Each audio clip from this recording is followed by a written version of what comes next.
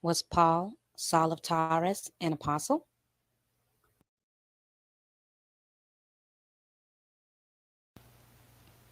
Was Paul made an apostle by Yahushua? Paul seems to think so. 2 Timothy 1:11, whereunto I am appointed a preacher and an apostle and a teacher to the Gentiles.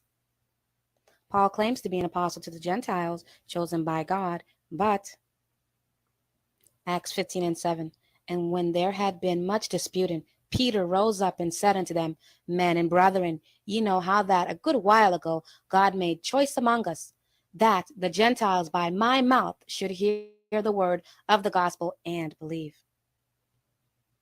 Road to Damascus. Paul's alleged story of Yahushua appearing unto him. Acts 9:3. And as he journeyed, he came near Damascus, and suddenly there shined round about him a light from heaven. And he fell to the earth and heard a voice saying unto him, Saul, Saul, why persecutest thou me? And he said, Who art thou, Lord? And the Lord said, I am Yahushua, whom thou persecutest. Is it hard for thee to kick against the pricks? So there you have it. Paul claims to have seen Christ, but what did Christ say before he left? Matthew 24:3. Then if any man shall say unto you, Lo, here is Christ, or there, believe it not. Changing stories. First, he fell to the earth, and then the men which journeyed with him stood speechless, hearing the voice. This is Paul's claim.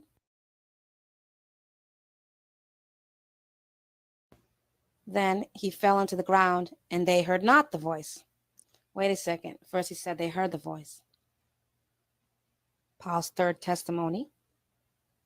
They all fall to the ground. Wait a second. First, it was only him, and now they all fall. Would this stand up in court, people? Would Paul be considered a liar with three different testimonies? I would think so.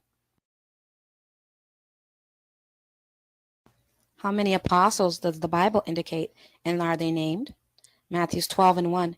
And when he called unto his 12 disciples, he gave them power against unclean spirits to cast them out and to heal all manner of sicknesses and all manner of disease.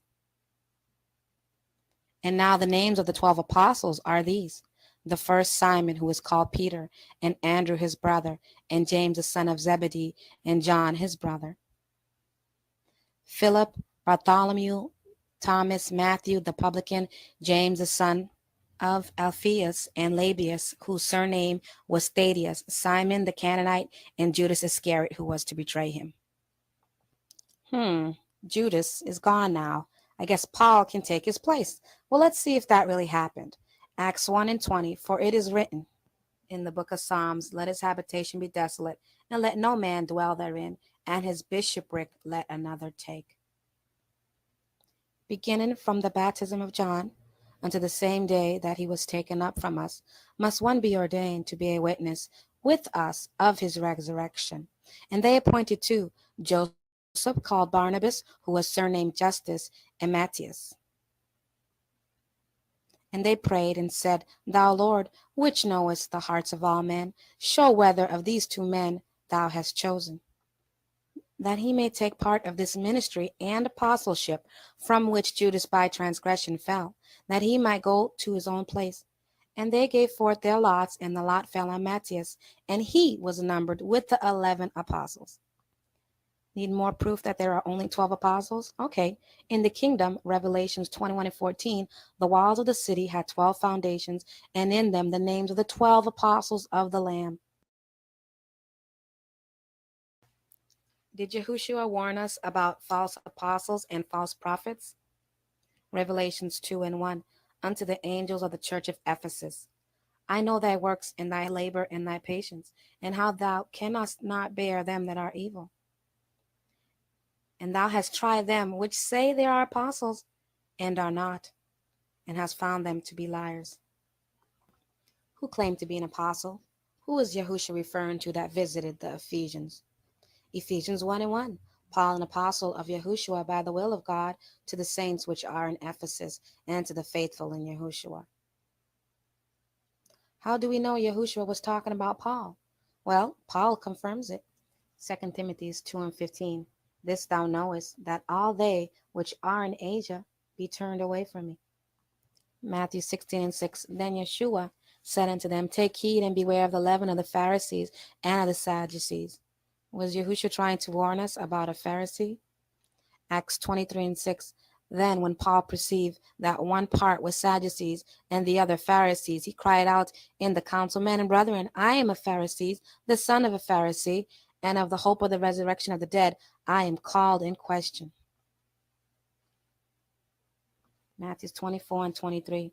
For there shall rise false Christs and false prophets, and shall show great signs and wonder, insomuch that, if it were possible, they would deceive the very elect. Behold, I have told you before. Wherefore, if they shall say unto you, Behold, he is in the desert, go not forth. Behold, he is in the secret chambers, believe it not. 2 Corinthians 12:12. Truly the signs of an apostle were wrought among you, in all patience, in signs and wonders, and mighty deeds. John 10:12.